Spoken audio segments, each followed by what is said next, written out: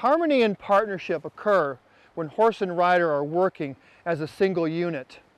Whether you're riding on a trail for pleasure or you're performing an obstacle challenge, horse and rider need to come into what's known as balance.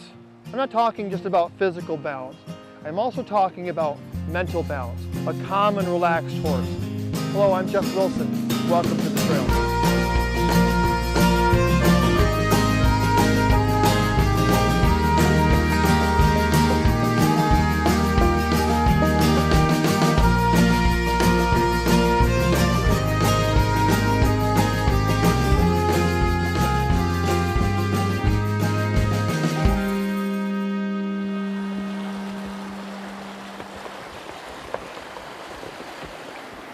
Welcome back to the trail. I'm Jeff Wilson. I'd like to take you today down the hill obstacle, an important obstacle to ride safe, to know how to navigate it safely, an important skill to have while you're riding on the trail. I love this obstacle. Its beauty lies in the complete rider feel for collection that it gives. To navigate this obstacle correctly, you need to roll back in your saddle and sit deep while steadying the horse in the hand. So when I'm riding down the embankment, I'm feeling what my horse is doing behind. I'm feeling for him collecting. For a horse to travel down an embankment successfully, to be balanced, he has to collect the hindquarters. That signal comes from the rider. That signal comes from my seat, sitting deeply into the saddle and sitting back slightly, although I am sitting straight. My legs being wrapped around the horse, pressing my buttocks into the horse, and supporting my horse through my hand. Those all signal the horse to collect. As I travel down the embankment, I'm feeling the horse in my hand. That connection to my horse through the conduit of the reins is what's called soft feel. So as my horse descends the embankment, I'm feeling the horse under me. I can feel where the hindquarters are positioned, and I can navigate the obstacle successfully. So the first thing as I approach this obstacle is to have my reins with an even feel. If my reins don't have an even feel, my horse will be crooked coming down the embankment. So the first thing is positioning the horse in my hand so I can feel his mouth and feel where his hindquarters are. My seat is pressing deep into the saddle. I've rolled back into the saddle, but I have remained upright. And there you have it.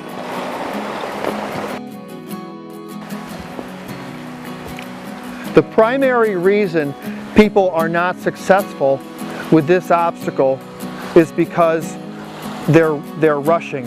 Either the horse rushes them at the beginning of the obstacle, or the horse rushes during the obstacle. If the horse rushes during the obstacle, it means that the rider has not supported him.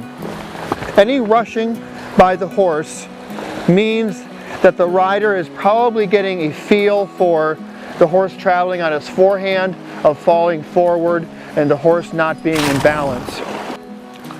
One of the challenges I face with riding a green horse, and this horse is pretty green, is trying to rush me down the hill.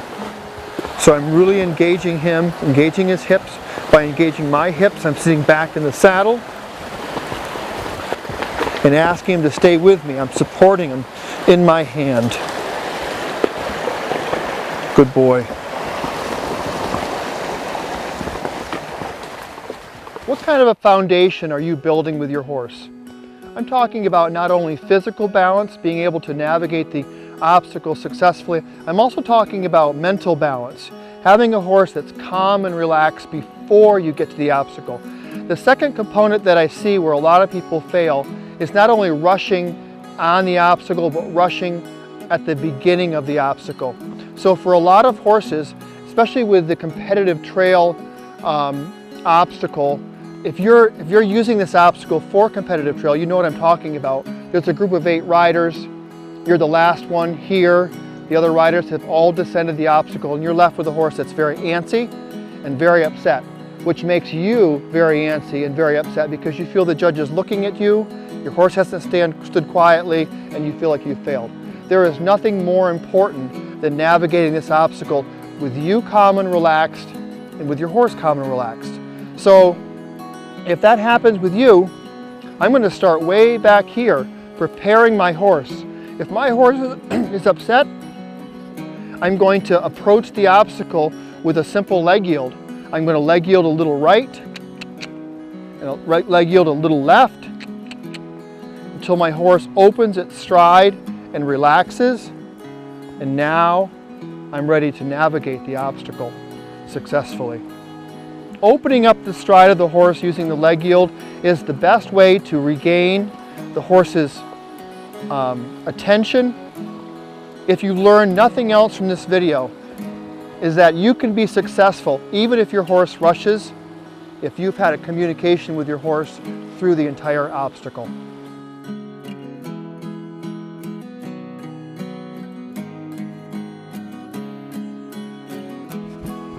Mental balance is just as important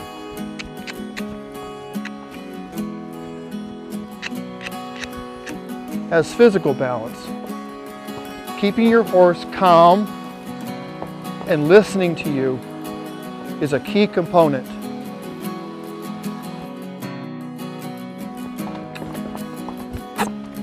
The leg yield is the most empowering exercise you can do to get your horse back on the aids and listening to you. It opens up the stride of the horse and brings them back into a mental balance before the obstacle. The leg yield requires that you begin a conversation with your horse long before you need it. Don't wait until you get to the obstacle and say, now I need the leg yield. Get your horse calm and relaxed beforehand. Now, as you can see, I've given this horse just a little bit of rein to descend calm and collected. The horse needs its head and neck to descend correctly. If my reins were too tight, it would disrupt. She wouldn't be able to collect sufficiently. So I have an even feel of the horse in my hand. The failure of a lot of riders is they take too much hold of the horse and they shorten the horse's neck. The horse needs to have some freedom in its head and neck to descend the obstacle correctly. If the horse's neck is too short because I'm holding it too tight, it will not be able to collect through its body the way that it needs to. This is my horse, Black Willow Riverwind, and she's a pretty solid camper when it comes to descending the trail obstacle.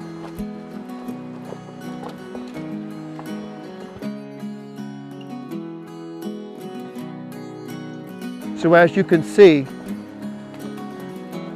my horse can do a really good job if I trust her.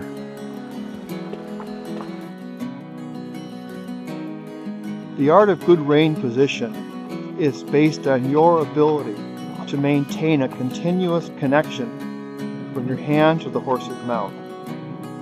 One of the ways that we can do that is with a non-yielding rein aid. In a non-yielding rein aid, the rider keeps the rein in position, closes the hand around the rein, and bears the increased pressure until the horse pushes off the bit and becomes light. It's important at that moment that the rider's hands also become light. You'll notice that your seat position is pushed forward and you've braced your back in kind of a dynamic brace.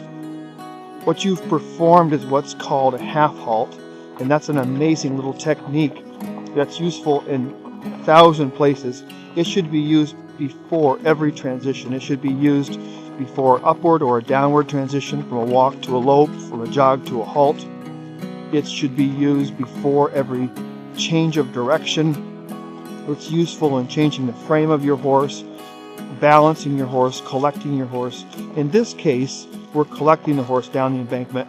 It doesn't matter whether you're riding your horse into something super collected like a piaffe or a collected canter. or you're riding down an embankment.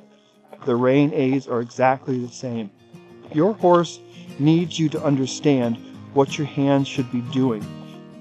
The rider leads the horse. The steady hands of the rider lead the horse into collection. You need that to be successful and to be balanced down the last.